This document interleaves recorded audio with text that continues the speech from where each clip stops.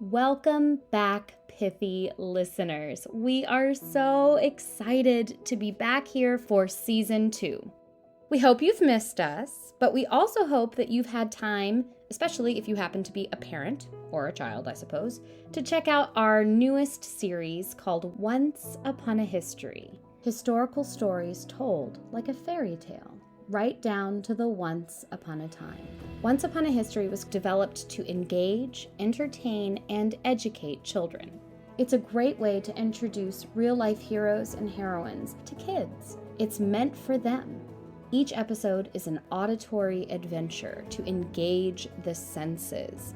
It's perfect for the classroom or a car ride. But we promise that Once Upon a History will captivate and educate your little heroes and heroines. You might just learn something too.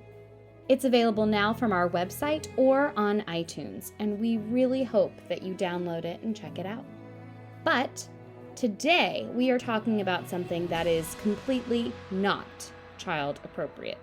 So for those of you with little ears listening, I'd recommend that you turn it off right about now, because we are about to get down and dirty with the Tudor dynasty. And really, there's nothing better.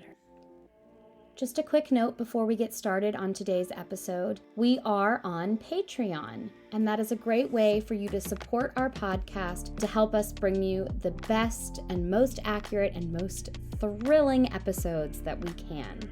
We also have on our website some merch, which is new for this season, both for the Once Upon a History series and for the Pithy Chronicle. Please go over to our website, thepithychronicle.com, and check it out. But most importantly, the best way for you to help is just by listening, by rating, by reviewing, by following. Every little thing helps us bring history to life for you. So, thank you.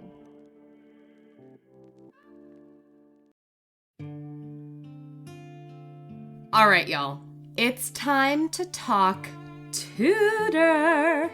Arguably the most famous period of British history. Or infamous. All right, that's good. Arguably the most infamous period of British history. And one of my personal indulgences, because yes, I am one of those people. But no, I do not have a period costume. Yet. I'm not super opposed. I can't lie. Anyway, that's enough of my dirty laundry. Okay, so the Tudors. Love them or hate them, but damn, were they interesting. The Tudor period began in 1485 with Henry Tudor, soon to be Henry VII, whose victory at the Battle of Bosworth Field against the evil Richard III ended the War of the Roses, which, for brevity's sake, was a series of civil wars for the British throne that lasted 32 years, 3 weeks, and 4 days, killing more than 28,000 men. And a lot of those were sods, but I can't remember what is cousin killing. Which one was that? Oh gosh, I can't remember. Let me look that up. Parricide. Parricide.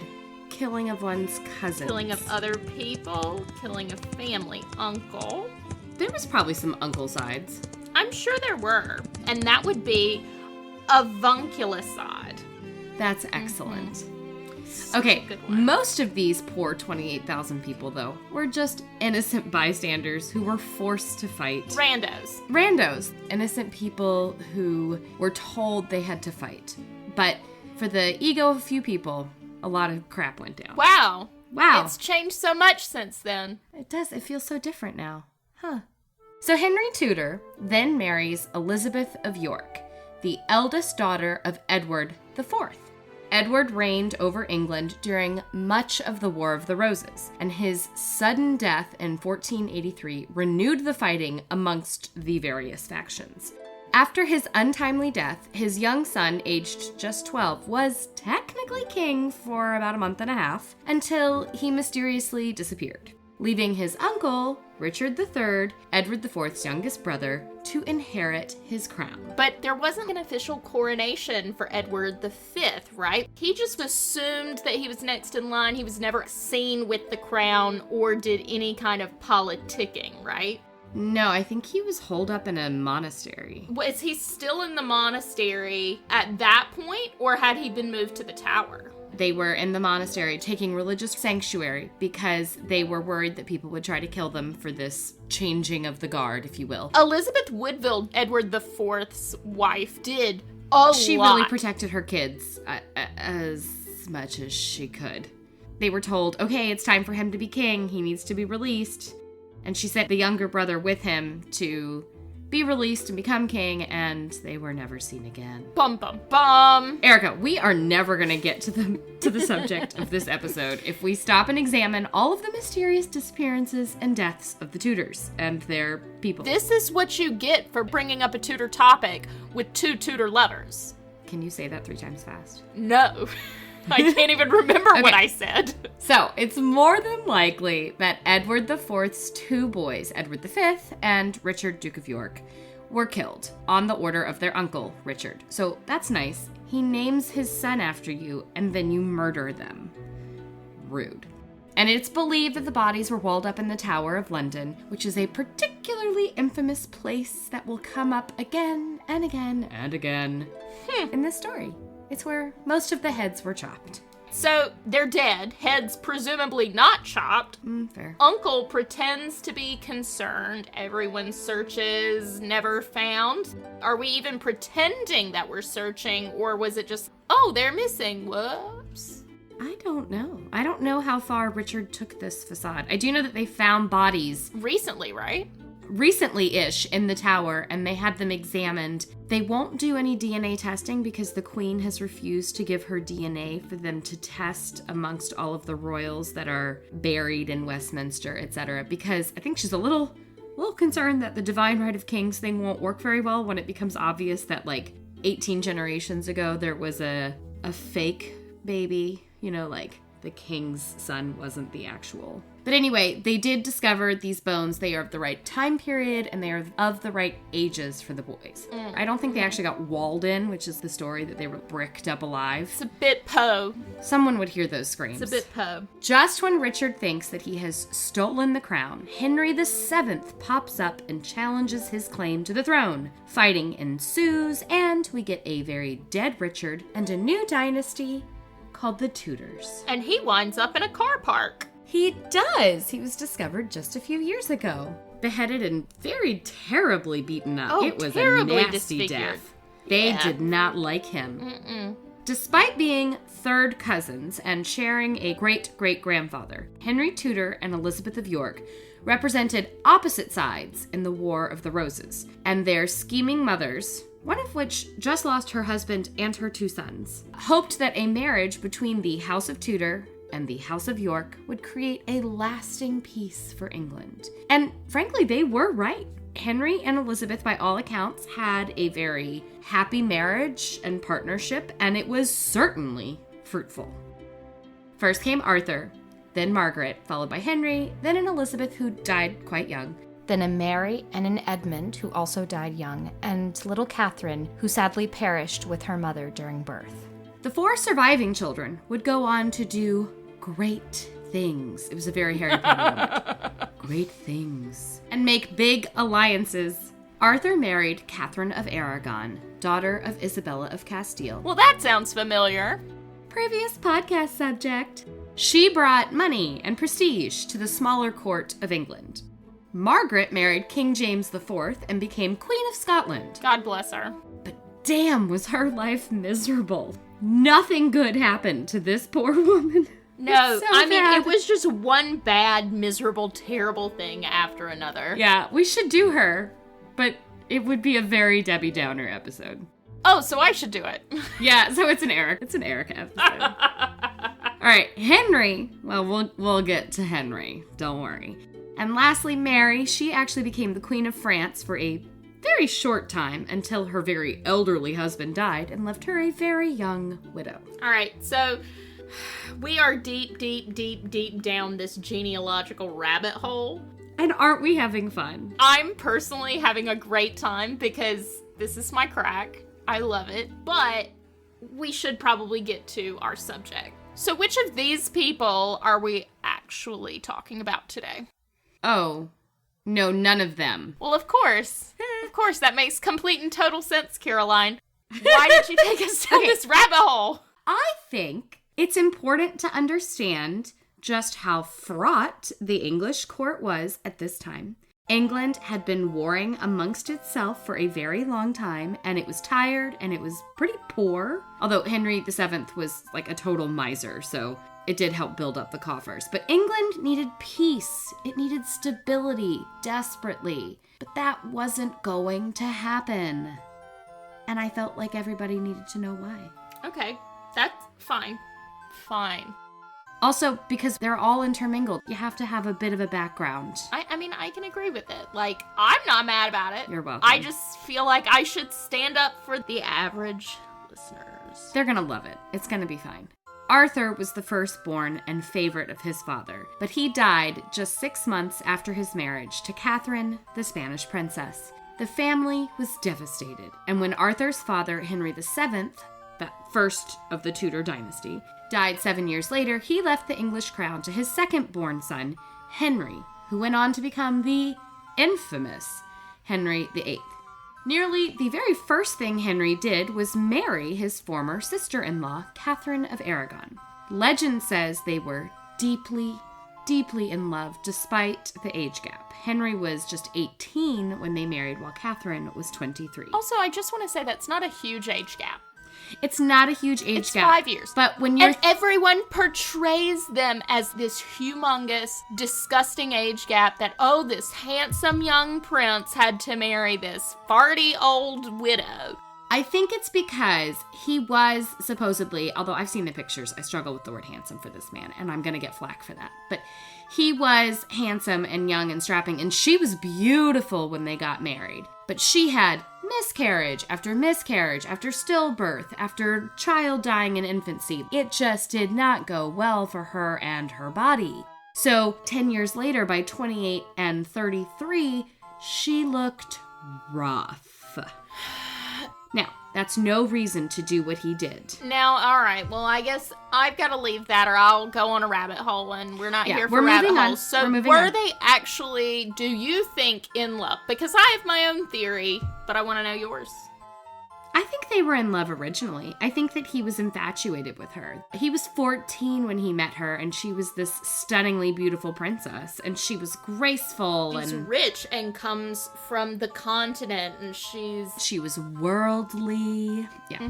But not that worldly. Well, she was traveled and cultured, not worldly. Not worldly. Yes, that's important, because she would claim until her dying breath that while she had been married to Arthur for 6 months, they never actually consummated the marriage. And just to be clear, would that have meant that he couldn't or wouldn't have married her if she had not been a virgin? If she had not been a virgin, he couldn't have married her. Okay. According to Leviticus 20:21, quote, everyone loves to quote Leviticus. It's the most notoriously reliable book of the Bible. And again, has anything changed? No, nothing has changed. Quote, if a man shall take his brother's wife, it is an unclean thing. They shall be childless. So, as a young 18-year-old ruler, Henry VIII was fearless. He either believed Catherine's story that she was still a virgin, or he just didn't care. Like most teenagers, he felt invincible, and like most kings, he did whatever the hell he pleased.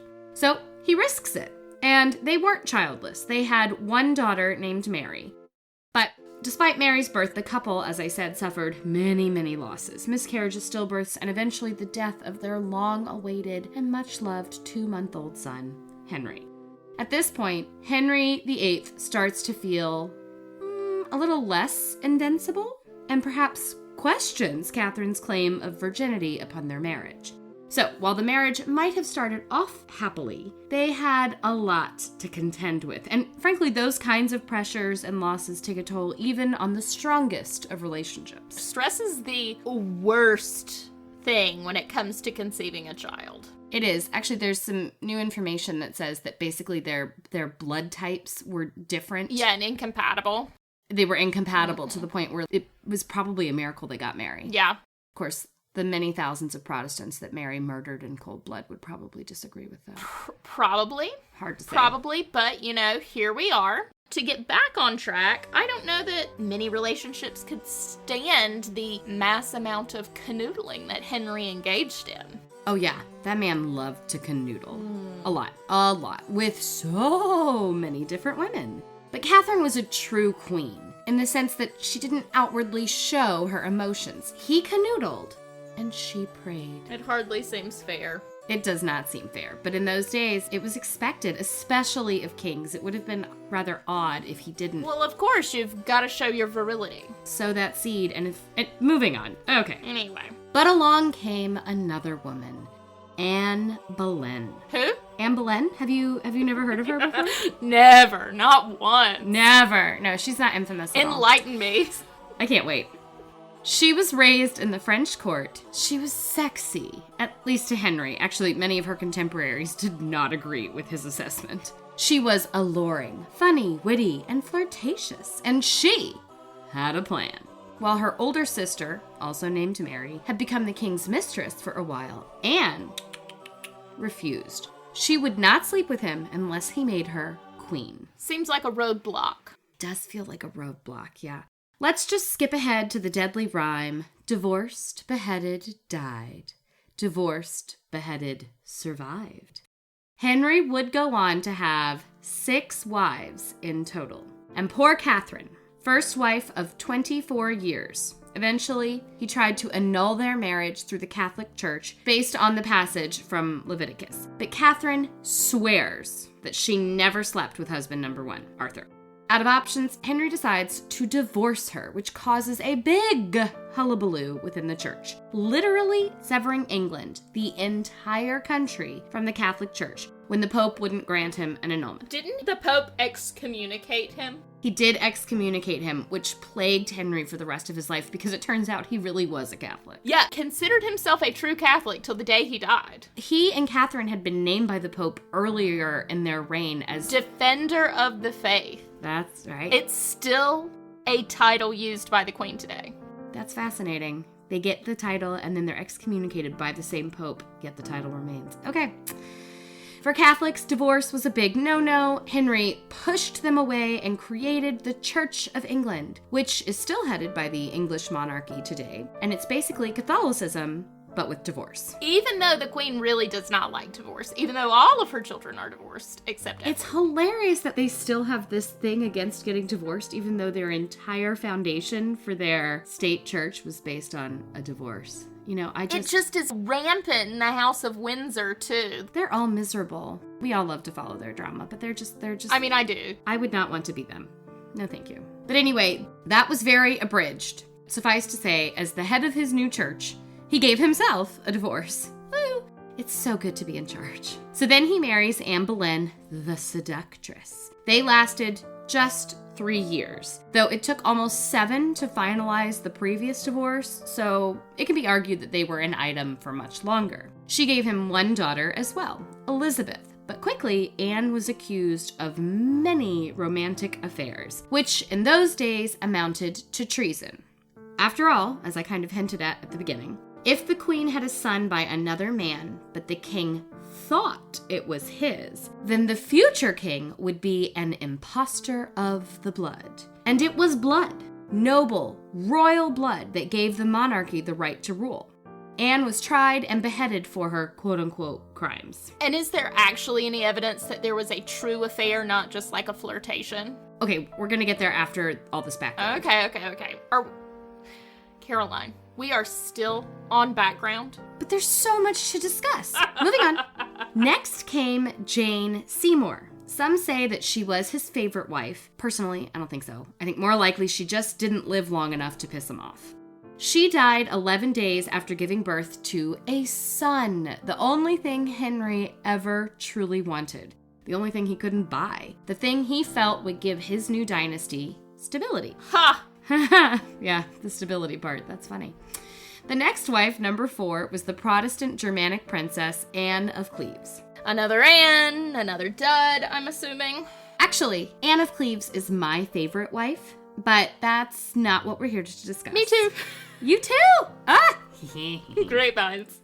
Great minds. She was found wanting. Henry was reportedly revolted by her. You know, at this point, he was fat with a pus-ridden bump on his leg. I can't imagine that she was the revolting one. No, I wouldn't think so. I hope to goodness I don't go down in history as revolting. I mean, how cruel. What a cruel, cruel thing. She likely didn't deserve the adjective, but that's another tale for another day. She gave Henry the divorce he wanted, almost immediately, actually, and agreed to be his sister and dear friend. She got a castle, and she got to keep her head. Then comes little Kitty, or Catherine Howard. She was young, like really young. And at this point, he was old. Really, really old. And pretty grotesque, as Erica mentioned. While supposedly handsome in his youth, age and very rich food had turned Henry into an enormously fat man with an old jousting wound on his leg that literally smelled rancid all the time. And yet he, in his I'm a king and therefore I'm amazing kind of way, thought that this little 15, 16, maybe 17-year-old girl really wanted to sleep with his ginormous smelly self. God. Ugh, that is just the worst sounding thing ever. We're going to do an episode later this season about Versailles, and we're going to talk a lot about the smells that come along with living at court. And I'm just going to say, No. It's so bad. Poor Catherine. I could not do it. And frankly, that's really what Catherine thought. Okay, he gave her jewels and a shiny crown and money and dresses and lands and castles, but he didn't give her the big O, if you know what I mean. I think it's pretty safe to say we all know what you mean. Except for Henry, who clearly had never heard of such a thing. Ha! But there was another gentleman, a Mr. Thomas Culpeper, and he did, like, a lot. Until, that is, the king found out. Who told on them? That's what I want to know. Who is the snitch? Well, now we have come to today's subject. Oh, well, tell me more. We'll circle back in a minute and get to her, so let's just finish up with these wives. Unlike Anne Boleyn, Kitty Howard definitely slept around. And when she stood before the chopping block, staring at the sea of faces who'd come to watch her beheading, she infamously said, "I'd die a queen, but I would rather die the wife of Thomas Culpeper." I'm just kidding. That's what Hollywood says. No, she wasn't that stupid. She, really thought. I thought she really said that. She I really did thought not she did. say it, no. Okay. She evidently truly believed that she would be pardoned until she was literally arms splayed, neck down, ready for the hacking. So I don't think she made that kind of a speech. I thought it was Anne Boleyn who thought she was going to be pardoned. I think Anne knew she was going to go. We'll get there. But no, Kitty Howard gave a very traditional, Okay. God save the king, bless me, my sins, all that kind of stuff speech. Huh. So finally came wife number 6, Catherine Parr. She was a widow twice before, and it's believed Henry chose her because she was kind. He wanted a nurse more than a lover, though her head came perilously close to the chopping block as well. Fortunately for her heretical Protestant thinking, he died before he could decide her fate. There we have it. Divorced, beheaded, died. Divorced, beheaded, survived. And which one of those are we investigating today? Jane Boleyn. That's not one on the list. Right. So as the title says, this episode is about the other Boleyn girl. She married into the Boleyn family as the wife of George, brother to Anne, wife number 2 who lost her head. So why did we need all of the extra background? Explain, Caroline. Okay. I chose to focus on Jane because she played a very interesting role within the Tudor dynasty as a whole. Mm-hmm. She was a lady-in-waiting for wives 1 through 5. She was there through thick and thin. She watched as Anne bewitched Henry and stole him away from Queen Catherine. She saw the overthrow of the Catholic Church for love, or maybe just lust. And then she became sister-in-law to the new queen. She was investigated during Anne's trial. She was actually exiled by Henry for a time due to some shenanigans. Shenanigans? Oh, we'll get there. She assisted Queen Jane during her disastrous birth. She met Anne of Cleves, fresh off the boat, and then testified that that marriage was never consummated. And most notoriously, she helped little Catherine Howard with her romantic entanglements. And then, moments after Catherine's blood pooled around the executioner's platform, she placed her own head down on the sticky red block, closed her eyes, and waited for the chop. I'm sorry, she didn't even get her own block? No. Queen gets to go first. Oh, that's gross. It's real nasty. It would have been warm and sticky. It's not like they could bring out a hose to wash it down. Nor did they care. She was... But a bucket? Jesus, a bucket. She died a traitor's death, a treasonous death. Born Jane Parker, she was from a very wealthy family that was well-connected and politically savvy. Basically, all you can ask for in terms of a noble birth. In fact, she was actually a second cousin of King Henry VIII. But then again, who at court wasn't? Who wasn't? In her early teen years, she was sent to court like many other noblewomen, and at court, she joined the household of Catherine of Aragon, wife number 1. And this was before Anne sashayed through the castle and caused all of the trouble, correct? Yes, we know that she was part of Catherine's household by 15 years old. 10 years before Henry officially divorced Catherine, and 3 before Anne was even in the country. A few years later, Anne comes to court, newly arrived from France, and she likely met the king through her elder sister Mary, who, as I said, was the king's mistress at the time. Wasn't she referred to as the Great Whore? Yeah, evidently Mary's family was like, yeah, sleep around. It's really good for us if you sleep with the king.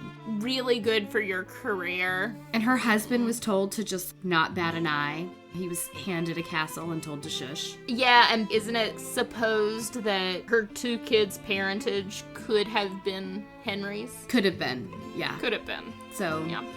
That's why The man cannot keep it in his britches, so... He seriously cannot. No. Very Harvey Weinstein of him. So Jane, still Parker, would have known both of the Boleyn sisters. She and Mary were both ladies-in-waiting for Catherine, and all 3 participated in what is now known as the infamous Chateau Vert masquerade of 1522. They were 3 of the 7 court ladies that were selected to lead the dance for this courtly entertainment / excuse to look and act sexy. Halloween, but at the Tudor court. All the hardcore girls just wear lingerie, right? Well done, Tina Fey. There are no surviving portraits of Jane, but as she was chosen to be one of the 7 leading ladies, it's pretty reasonable to assume that she was attractive.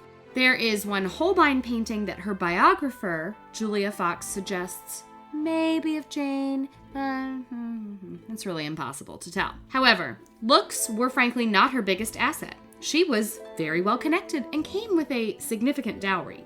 And eventually, she caught the eye of another Boleyn.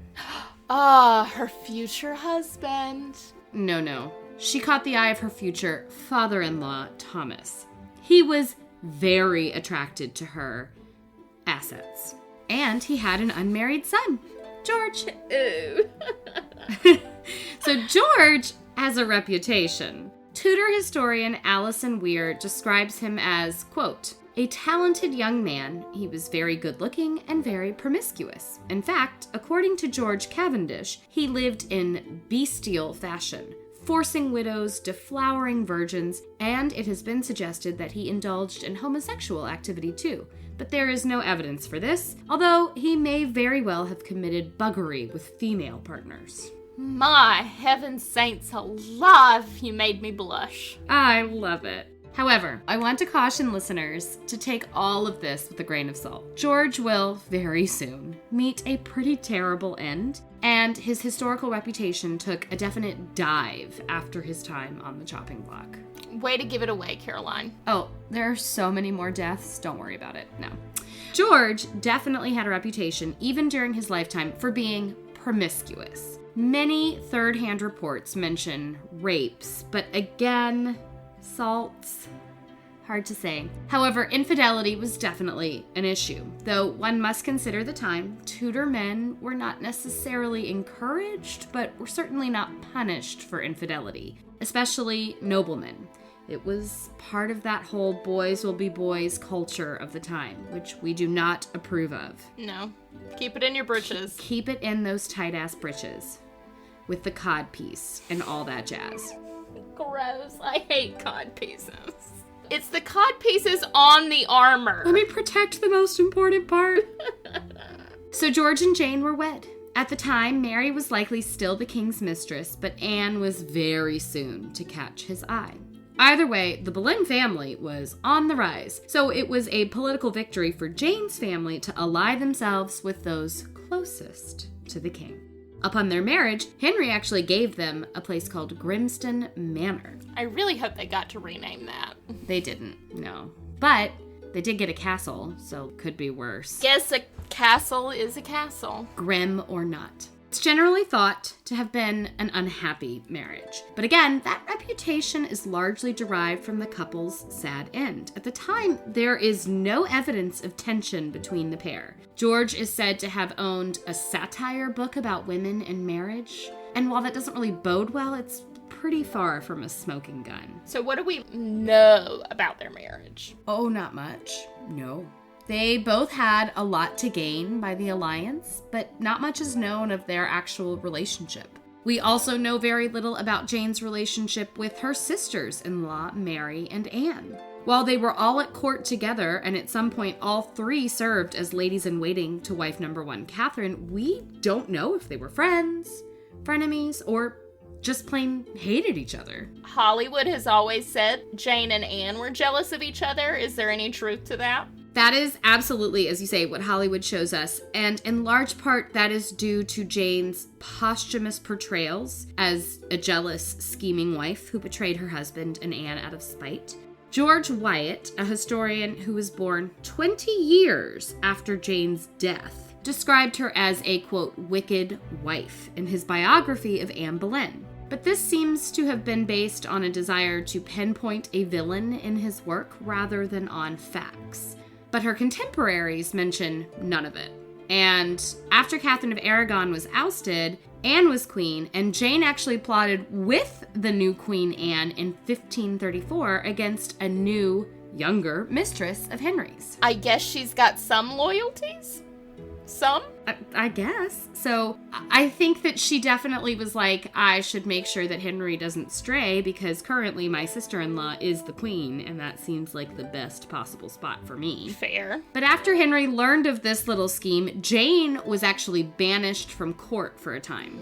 And it's really never a good thing to find yourself on his radar. Yeah, I think this is the one time in history I could be a wallflower. Right? Yeah. Some historians have guessed that this is when the relationship, if it soured. There's no evidence of Anne defending Jane or arguing for her return to court.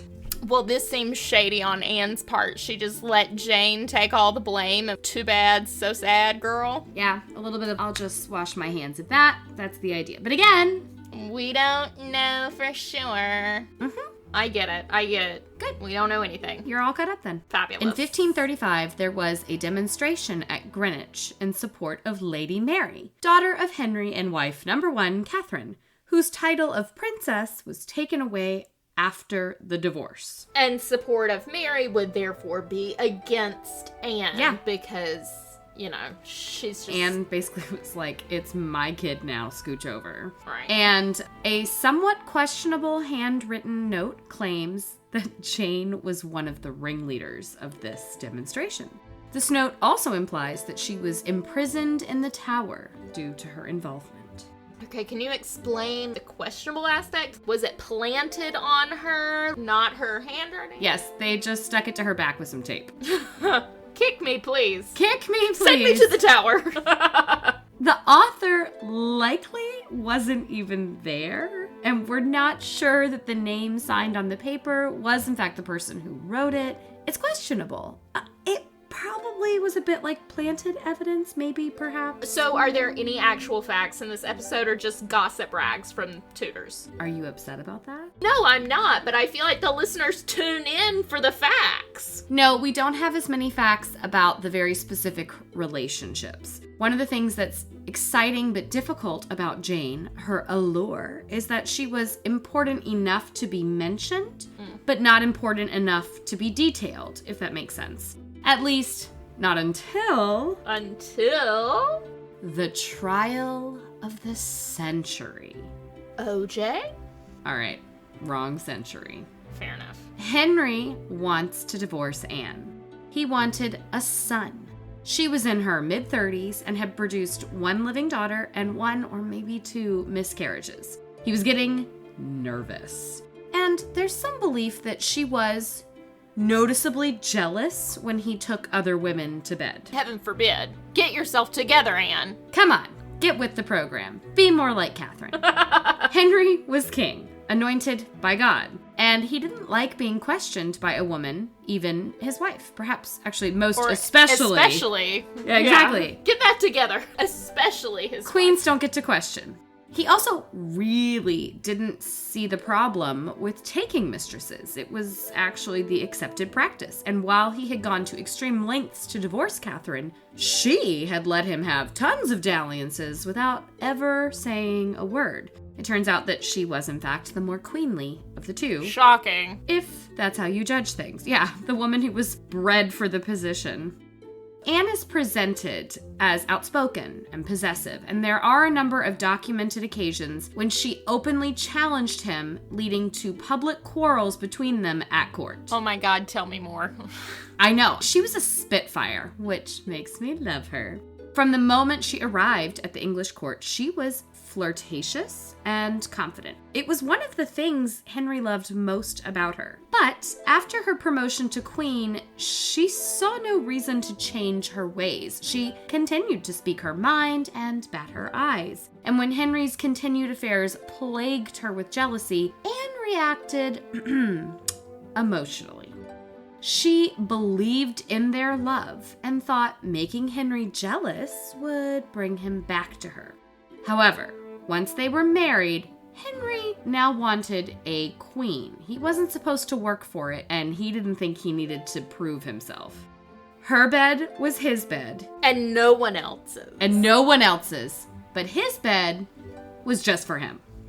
And whoever he invited along for the ride. And whoever else showed up. His daring, brazen spitfire was now expected to simper, accept, and obey. And that was the logical course in his mind. Like, I love that he's just like, this will be fine. She'll totally change personalities. This is fine. But I'll still love her. Right. It'll be great. Everything about her is going to change, but also stay the same. I think he thought that every 9 months they'd have an amazing 3 days of sex. Bonnie and buxom in bed. And out of that would pop a bouncing baby boy. And then once baby was born, they'd have those 3 days of amazing sex and then another bouncing baby boy. And then he could go around and do whatever he wanted in the meantime. Well, when she's pregnant, there's no touching her. But she was for reproduction. Yep. You will jostle that baby.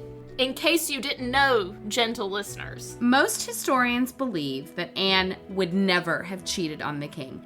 That was treason, as previously discussed, and she was quite smart. We should not demean her intelligence because she was a flirt. But she definitely didn't sit quietly and obey and allow things to happen to her. I find myself to be both very intelligent and very flirtatious, so I can understand that. Exactly. But also, wasn't it largely per the rules of the court that she should be generous with these flirtations? She should entertain these courtly love gestures in order to promote this courtly lifestyle. Yes, it was. But I think looking for dead man's shoes certainly crosses the line, but at some point she's supposed to be... What is looking for dead man's shoes? She tells one of her apparent lovers, Henry Percy, that you look for dead man's shoes, so he's looking to marry her after the king has died. That's treasonous to discuss the king's death, period, space. Mm-hmm. We're gonna get there, but... We'll get there. I think she was supposed to be generous and have this notion of courtly love. However, she was... It's like Miss America. They have to, in public, be single and ready to mingle, but everyone still wants a virgin. Yes, that's exactly right. But supposedly, she went too far. According to some of these quarrels that were recorded between the two, she was letting men touch her, or perhaps she was rubbing their arm. She just went too far. And I think she probably did it on purpose. I think she really wanted Henry to sit up and listen. But unfortunately, that was not the right move. No, when he sat up and listened, he said, off with your head. So the trial. Henry saw this flirtatious behavior and jealousy overwhelmed him. But his jealousy was not the type to bubble up and then end in a heated sex scene. No, his jealousy was the type to boil over with anger, leading to deadly consequences. I would prefer the former. I would too. The former is great. The latter is... Please don't chop off my head. It seems like Henry planned to murder her, honestly, from the get-go. I really don't want to keep her anymore. She's pissing me off. I'm done with this.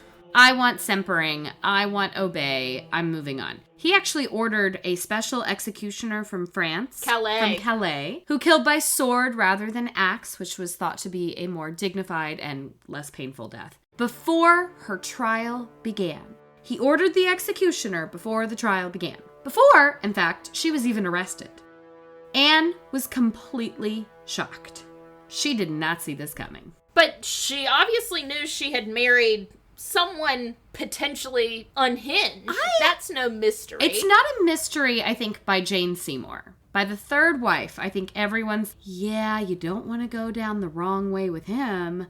But I think with Anne, I don't think that she realized what he was capable of. Because he went to 7 years of work to divorce Catherine.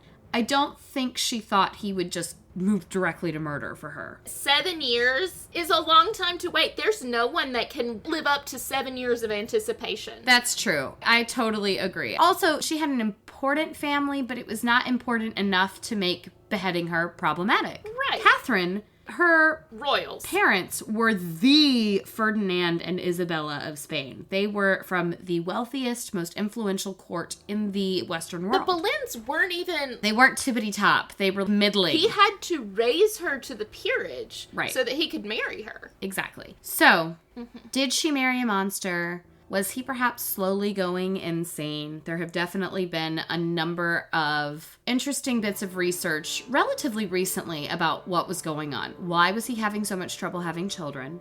Why was he clearly losing his grip on reality? But this episode is not about him, so we're going to move on. I'm so sorry. Are we sure? No, I'm not. We're not going to open that can of worms. Instead, we're going to talk about the fact that on May 1st, 1536, Anne represented the crown at a jousting tournament. All smiles. Very Miss America, as you said. And on May 2nd, she was arrested and imprisoned, never to leave the tower again. And on May 19th, she was beheaded. And it was just that quick. It was so quick. And don't forget, by May 1st, the executioner has already been ordered. He's on a boat from Calais. He's coming. He's coming. And there's gonna be no justice. There's gonna be no justice. That's right. So, the trial. The charges were adultery. Lots of it. Anne was accused of sleeping with 5 men, including her brother George, who was Jane's husband. Oh, we've made it back to our subject. And this is absolutely believable. Absolutely believable. I mean, Hollywood just, it's gross what they show. The Other Boleyn Girl, the movie, actually shows this attempt by Natalie Portman and I can't remember. Same in the Tudors. Guys, no. I mean, I don't think so. That's just crazy. I mean, do I think it actually happened? No. Do I think maybe she thought about it in a desperate time? Perhaps. I can see that George would be one of the few people that she could trust to impregnate her and never tell a living soul. Wouldn't have been an actual, I'm attracted to you. It would have been for her, quite literally, her survival. Yes, because she really needed to get pregnant. The argument was, listeners who have not seen these movies, so sorry, that basically she asked her brother to sleep with her in order to impregnate her because the king wasn't sleeping with her anymore. He had moved on and was clearly very angry, and she felt like her position was really unstable, and in that she would be correct. Mm-hmm. I'm pretty sure that at the time, Anne and George also thought that these allegations were ridiculous. And if they had done this, then that really changes what Jane knew.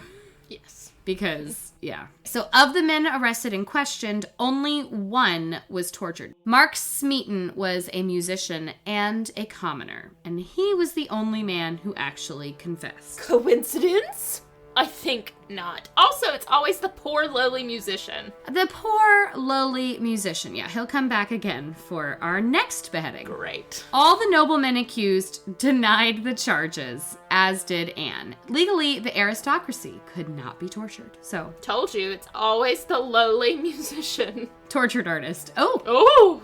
Aristocracy or not, it did not save their heads. All 5 of the men were executed on the same day, 2 days before Anne met her fate. So was there actually any evidence at all? Okay, that is the question of the century. It really depends on who you ask. Lady Worcester and another maid, or lady-in-waiting, accused Anne of adultery. And was Jane this other maid, quote unquote? Maybe.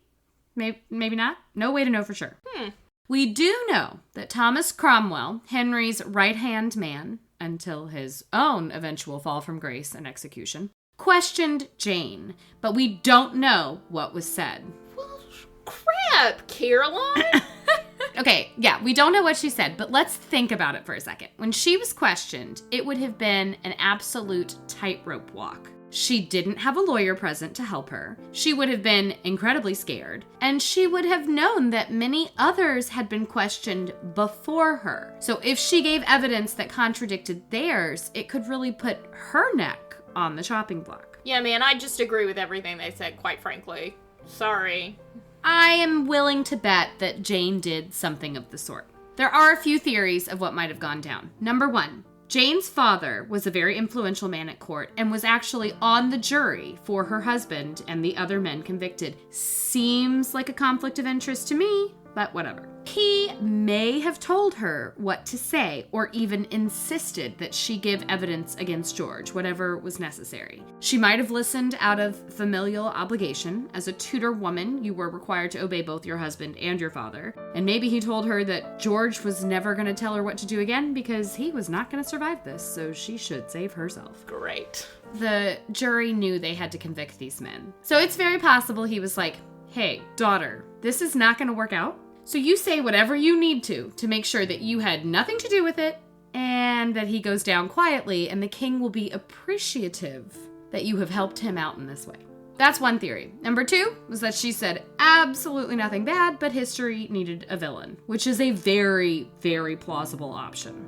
Number 3, she tried to defend them, so her testimony was completely ignored, and that's why we don't know what she said. Yeah, I didn't say anything. No, that's weird. No, George and I have a great sex life. This is weird. And number 4, maybe she hated them both and was jealous, and Hollywood is right, and she just let her rip. Okay. I think all of those are pretty fair. Yeah, and I hate that we don't have an answer. So don't think that one is more likely than the other. No. It could be a combination of many. I'm a firm believer that it's usually never just... It's gray, no black and white. Never just one thing, it's usually a combination. It's the culmination of the thing. The culmination of the thing. That sounds like a sex joke. It'll be on our coffee cup, don't worry. Whatever the case, I think we can say for certain that Henry was going to get his way. He wanted Anne gone. She had embarrassed him. According to a poem by Lancelot de Cals, the French ambassador at the time, Anne was accused of, quote, despising her marriage and entertaining malice against the king by base conversations and kisses, touchings, gifts, and other infamous incitations. So even if she didn't sleep with these men, she certainly made a spectacle out of her flirtations. And Henry wasn't having it. He was allowed to flirt and sleep with other women. She was a queen. She must be chaste. Good golly, Miss Molly. I'm tracking. Like, I hate it, but I'm tracking. Yeah, you can see why this happened. That left Jane with a choice. Help the King of England do what he's going to do anyway, or go down with the ship. Jane's primary biographer, Julia Fox, says, quote, Jane Rochford found herself dragged into the maelstrom of intrigue, innuendo, and speculation. For when Cromwell sent for Jane, he already had much of what he needed, not only to bring down Anne and her circle, but to make possible the king's marriage to Jane Seymour. Faced with such relentless, incessant questions, which she had no choice but to answer, Jane would have searched her memory for every tiny incident that occurred to her. Jane had not been quick to tell tales, but she had buckled under the pressure of relentless questioning. And it was her weakness under interrogation that gave her future detractors, who were happy to find a scapegoat to exonerate the king from the heinous charge of callously killing his innocent wife, the ammunition to maintain that it was her evidence that had fooled Henry and destroyed Anne and George. What Julia Fox is stating, and what I really like as a thought, is that if Jane gave the concrete evidence needed, then it exonerates not only Anne and George, but also Henry from just deciding to kill his wife. Making Jane the villain allows all the big players to kind of walk away free from this whole mess. First, I would like to say, Julia, you missed out on a great opportunity to call Anne's circle her cabal, and I'm very upset you didn't take that opportunity, number one. But number two, I concur with the essence of everything she said. We all want the big players to have that. We do. What it comes down to is she's the easiest scapegoat. She was important enough to be mentioned, but not important enough to be detailed. Right. So she, historically, is the perfect person to put all of this on. We don't know what she said. Mm-hmm. We don't know how she reacted. We don't know about her relationships with any of the Boleyns. We just know that she was involved and wasn't important enough to make a huge fuss when things didn't go correctly. Right. No matter how complicit and involved Jane was, no matter the truth, she would absolutely have suffered from this situation, both socially and financially, because with the death of her sister-in-law, the Queen, and her husband, George, she lost a lot of import. Where is her role now? She's not wife. She's not sister-in-law to the Queen. Mm-hmm. She really didn't have anything to gain by saying anything other than keeping her life. No. Life is the widowed wife of a treasonous incestual man, and the sister-in-law of the cheating and beheaded bitch queen would not have been pleasant. Her husband's lands were confiscated, leaving her with almost nothing to live on. She did get to keep her courtesy title of Viscountess, but without any children, no one would inherit it. It would die with her. She left court almost immediately and stayed away for several months, not just to let the gossip die down, but also to really fight for her life and future. She had intense negotiations with her former father-in-law, Sir Thomas Boleyn, who, despite having literally just lost 2 children, was happy to haggle with her about money. If she hadn't continually fought for herself, she would have been left penniless. Eventually, she was given a decent annual pension of £100, which was the same amount that Mary Boleyn, the oldest sister-in-law / former mistress of Henry, was given by her family upon her own widowhood.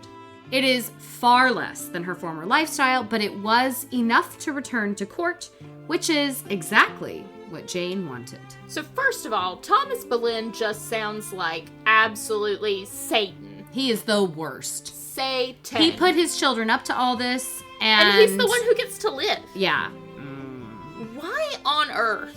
Why wouldn't she just get herself a little manor and chill out and leave it all behind? What brought her back? That's a really good question, and I think a lot of historians have definitely said because she came back, I think we can believe maybe she was a bit of a gossip. Maybe she really thrived in this courtly intrigue environment, so perhaps we shouldn't just refer to her as a scapegoat. Sure. But from what I've read, I think money was the main answer. Because although it seems counterintuitive, life at court was actually cheaper for many nobles. As a lady-in-waiting, she was given lodging within the palace, and her fine meals were provided for by the queen's household. And probably large amounts for wardrobe as well. Also, it's husband shopping time. Yeah, that's true. She's still young. She only had so many years left to bear children, and so I'm sure that not only she, but her family were interested in getting her back on that horse. Yeah, back on the market. Julia Fox also makes the argument that it might have been Thomas Cromwell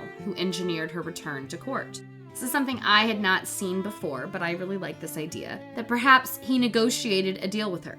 She turns on her husband/sister-in-law, and he would then make sure that she got to come back unscathed. I don't know if that's true, but it is an interesting idea. It would make sense why their conversation was never recorded, secret handshake kind of a thing. But whatever the case, Jane did return to court, becoming a lady-in-waiting for the third time and for the third queen, Jane Seymour, who was in fact married to Henry less than 2 weeks after Anne's beheading. You know, I would have walked down that aisle very nervously. Yeah, man. I don't. No, thank you. Jane Seymour didn't last very long at all, only about 18 months, because she did in fact die right after childbirth. Childbed fever. Part of the placenta got left and she got sick. An infection. Yeah. After Jane Seymour's death, we're just going to pass right over her because, yeah, she's just not. I'm so sorry. She's not that interesting. Came Anne of Cleves. And even though she is my favorite, we're not going to get into the politics of why Henry chose a woman from a small German principality. Suffice to say, he wasn't originally enthused, and when he met her, it got even worse. He claimed that she was revolting to him. But there is a juicy little story about Henry going to meet her incognito, disguised as a courtier, and then kissing her full on the mouth. She, Anne of Cleves, a very sheltered and uber-Protestant soon-to-be queen, thought a man other than her future husband had just assaulted her. Oh, and by the way, that man was fat, ugly, and smelled like pus. She spit out the kiss in disgust. Henry, who still saw himself as a muscular and handsome 18-year-old, was highly offended because all of his smart courtiers knew to pretend that he was handsome, muscular, and strong. And no amount of couples counseling could reverse that moment. He knew she was disgusted by him, and that makes it pretty hard to get it up. Play stupid games, win stupid prizes, Henry. Ooh, I love that. Would you have preferred that some man in the night comes and assaults her, and she's cool with it? And this girl knows, honey, I'm number 4 and 1 divorced, 1 beheaded. Beheaded for adultery. I'm not gonna get kissed by another man and be cool with this. Heck no. And you wanna know what's extra crappy of him? What? He did this, would play those types of games with Catherine. With Catherine of Aragon. That's right. Yeah, his first wife. Because he's still trying to recreate it. Every wife, he's 18 again. I'm young, I'm handsome, and I am virile. I think that's part of it. He was not anymore, and he really did not seem to understand this. He wanted to recreate Catherine, but in this image of what he wanted her to be in his mind. I honestly think he just wanted young Catherine. She was beautiful in her youth. She loved him dearly. They did these courtly kind of masquerades because everyone knew how infatuated they were with each other. Mm-hmm. He wanted to do it all over again with Catherine, but this time get babies. Healthy boy babies. You can't live up to a fantasy. Jane Boleyn again proved herself useful.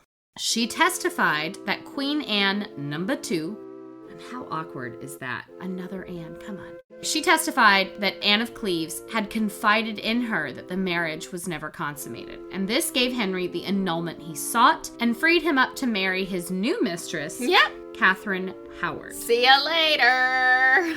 Again, we're not going to talk about Anne of Cleves, but Anne of Cleves was smart enough to be like, okay, that sounds great. I'm happy to have a divorce and be your sister. Bye. Just back to back. Catherine Howard. The happy couple, and I put happy in quotes, were wed 19 days after the annulment. I mean, bam, bam, bam, bam, bam. Henry was 49, and little Kitty Howard, another circa baby because her birth date was not important enough to be recorded, was somewhere between 15 and 19 years old. Probably more like the 15. Yeah. Ugh. That's 3 times as old. That's statutory rape, people. So far, Jane is a survivor. The queens come and go, but Jane Boleyn remains. However, Kitty Howard would change everything. 15 months into her marriage, Catherine was arrested for adultery. Shocking, that a beautiful young girl wasn't interested in sleeping with a grotesquely fat and smelly old man, but instead had noticed all the handsome courtiers, specifically a young man named Thomas Culpeper. Catherine's ladies were all questioned and their rooms searched. Jane, too, was detained for questioning, and she was found complicit. Oh dear. Supposedly, she'd helped the young queen arrange trysts with the handsome Culpeper. She wasn't tortured because, aristocracy, but she was questioned for months on end while imprisoned in the Tower. By the end of her ordeal, Jane had a nervous breakdown. And, according to her contemporaries, she really did just go insane, which was legally pronounced at the beginning of 1542. She had, quote, fits of frenzy and seemed to be outside of herself. Legally, during the Tudor period, Jane could not stand trial or be convicted of any crime after pronounced legally insane. According to the 14th century On the Laws and Customs of England, quote, a crime is not committed unless an intention to injure exists. And any kind of insanity Precludes that because there is a lack of willful consent. to do really anything. Anything, yeah. The question of the hour. Was she insane? I don't know. I think yes. I could see it happening. I mean, she's held there for months. It's very possible that she went crazy. Just because they couldn't throw her on the rack does not mean that they felt the same way about psychological torture. It was absolutely a horrifying and scary experience for her. She easily could have been insane, but I also think she easily could have decided that this was her best route. Right. And I don't know that I do know that we'll never really know the answer. Well, my God, one fact. There you go. Unfortunately for Jane, if she faked it, I'm so sorry. And if she didn't, this sucks as well. Henry wasn't having it. There's no win for her. There's no win for Jane. He was sorely embarrassed. When Anne Boleyn was convicted, pretty much the whole court did not believe the charges. Henry was able to keep his manhood and pride somewhat intact because everyone knew that the cuckolding was pretty much a farce. But there was enough reason for him to be like, oh, I have been cuckolded, so I can chop her head off. I can murder her because people have admitted to it. There have been confessions. But I am not quite sure that we should believe these confessions. So I'm torn, but I have to do what I have to do. Right. Oh, woe is me. Exactly. Kitty Howard really did cheat. Very different from the Anne situation. And she obviously thought that he, the king, was gross. And that is really embarrassing. And Henry wanted everyone to suffer. This really popped that bubble. And we see that in the fact that for his sixth wife, he chose a much older woman, more of like a nursemaid kind of a relationship. She was not even in her 30s. No, she was not old. What she was, you're totally right. What she was a widow twice over. Age appropriate? She was not even age appropriate, let's be real. No, she wasn't. She was it was not. still 20 years his junior. But she had not had children from her first two marriages. So if Henry's whole deal is succession, she was probably not going to answer that call. It's an odd choice. No. It makes you feel like this bubble of I am young and invincible had really been popped by this very embarrassing moment. So Henry wanted everyone to suffer, including, perhaps especially, Jane. Henry amended the legal code to punish Jane. Lunatics could now be executed for high treason. No trial needed. Because that says justice. It does. To me, it just spells it out right away. Spells it out. Henry didn't want her to escape death on a technicality. She was sentenced to death by an act of attainder, a declaration of guilt without trial. And on a windy day in February 1542, Jane walked up the wooden steps of the platform. She would have looked down to see a bloodied block still sticky from the beheading of little Kitty Howard. After all, as queen, Catherine would have been given the honor of the first death. How chivalrous. By the way, she did not get a French swordman. She got the axe. Jane was said to be calm before the gathered crowd. She stood tall and gave the usual execution speech, asking forgiveness and invoking God's will. One source claims that she actually made a confession. Quote, God has permitted me to suffer this shameful doom as punishment for having contributed to my husband's death. I falsely accused him of loving in an incestuous manner his sister, Queen Anne Boleyn. For this, I deserve to die. Oh my God. Don't pull the rug out from under me, Caroline. Tell me this is true. Probably not. Most historians think it's a myth. You put it in quotes. You can't do that to me. There was an onlooker that made this assertion. But again, she was vilified by all of England. And so I think that people were happy to pretend that she had said this. I'm so sorry. It would be very helpful. It would be. It was later added as a tale to prove her villainy. And that was the life and death of Jane Boleyn. And you say I'm the Debbie Downer. You can't do a Tudor episode without downers. I mean, yes. All 6 of these wives had terrible ends. Not a one escaped it. Even Catherine Parr, the survivor, almost got beheaded, and then she died, 4 years later? If that. 4 years later, after marrying the worst Thomas Seymour, the worst man ever. Yeah. I should do one on him. He was just a nasty piece of work. Yeah, she died in childbirth. So let's finish up with some questions here, because I got them. Okay.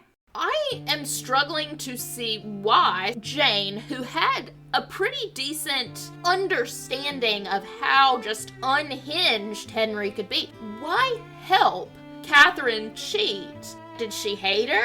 Because she knew what happens in adulterous relationships with Henry freaking Tudor. I agree. I struggle with that. And I honestly think a lot of historians struggle with it, as does Hollywood. Because, I mean, if you look at the Hollywood imagery of Jane, she is always presented with a sexual motivation. Or just sly. Peeping through keyholes and being aroused by the young couple. But that's a stretch for me.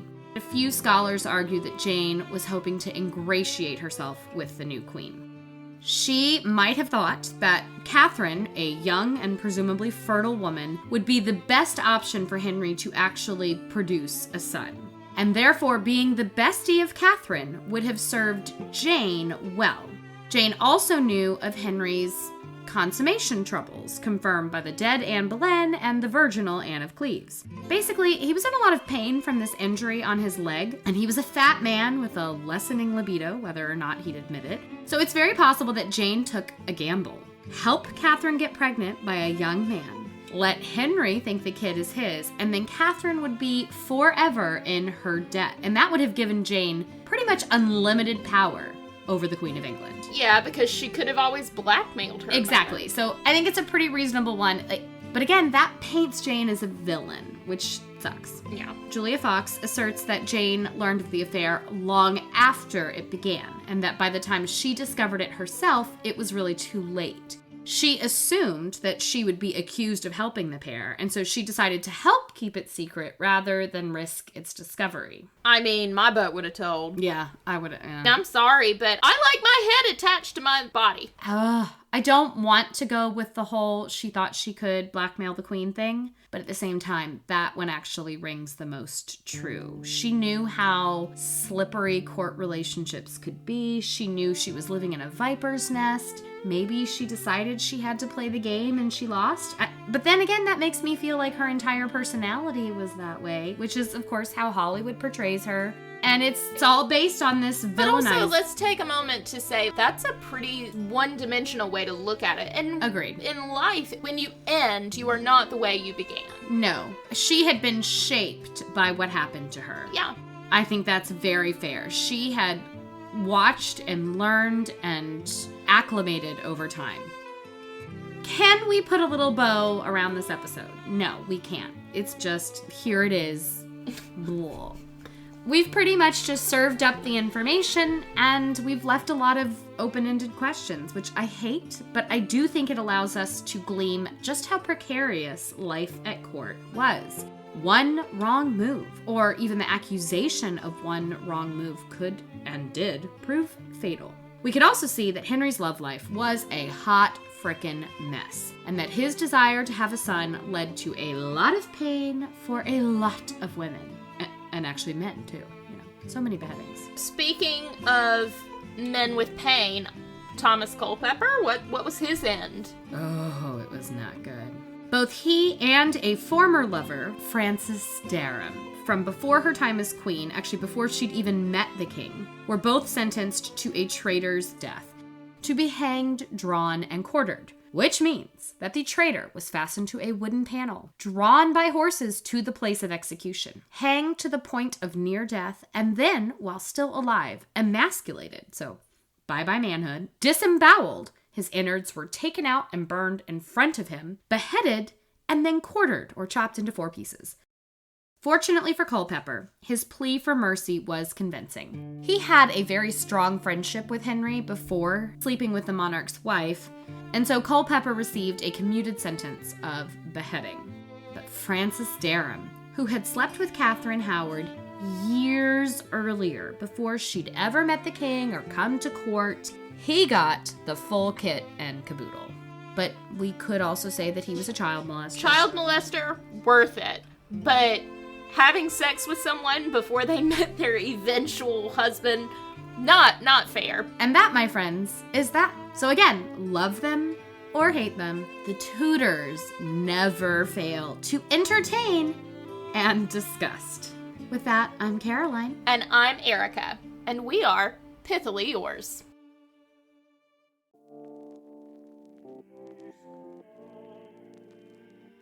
This episode is brought to you by the Pithy Chronicle, LLC. The Pithy Chronicle is intended for education, entertainment, and non-commercial purposes. Any views or opinions expressed in this podcast are personal and do not represent those of people, institutions, or organizations that the owner may or may not be associated with in a professional or personal capacity. While we offer lots of sarcasm, this podcast does not offer any advice or services. Listening to this podcast may induce fits of laughter, unexpected distraction, or uncontrollable rage at the subjects, hopefully not at us. We hope you learned something today. If not, so sorry. Please be advised we are not experts in the following fields: medical, legal, financial, technological, thermonuclear engineering, submarine warfare, neuroscience, or cat husbandry. Thanks for listening to our little disclaimer. Just covering our history-loving asses. Bye!